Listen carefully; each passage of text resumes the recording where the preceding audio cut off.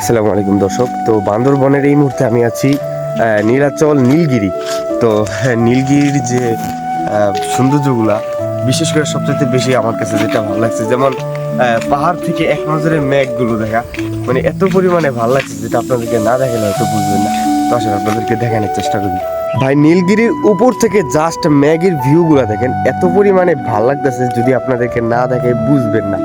আর এখন যেহেতু আমের সিজন চলতেছে, পাহাড়ে এত পরিমাণে যে আম, মানে চাঁদের গাড়ি দিয়ে যে মানে নিচ থেকে উপরে আসছি, চারিদিকে ছোট ছোট রূপালী চারিদিকে অনেক পরিমাণে আম। হ্যাঁ, আমি আপনাদেরকে যদি একটু দেখানোর চেষ্টা করি, এই যে দেখেন এখানে কিন্তু অনেক পরিমাণে আম পাইকা রয়েছে।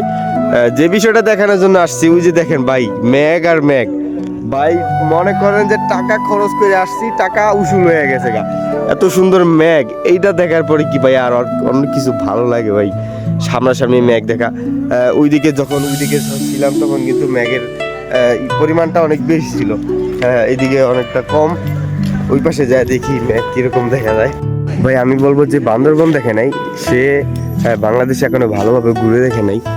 ওই যে দেখেন ওখানে কিন্তু অনেক বড় বড় পাহাড়গুলো ভাই এত পরিমাণে ভালো লাগতেছে, যেটা আপনাদেরকে বোঝানোর মতো কোনো ভাষা নেই। যে বান্দরবন আসছে একমাত্র সেই বলতে পারবে যে আসলে এটা কতটা সুন্দর।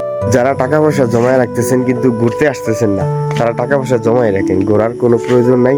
কারণ আপনারা তো টাকা পয়সা নিয়ে মনে হয় কবরে যাবেন, বুঝতে পারছেন বিষয়টা? এই যে দেখেন এত সুন্দর সুন্দর ভিউ, এগুলো এগুলো কখনোই আপনারা দেখতে পারবেন না। আপনারা বাসা থেকে কখনোই বেরোতে পারবেন না, আপনারা সাড়ে চিড়ি করে বাসায় বসে থাকেন, বুঝছেন? আপনাদের বান্দরবন আসার কোনো প্রয়োজন নেই, আপনারা বাসায় বসে থাকেন।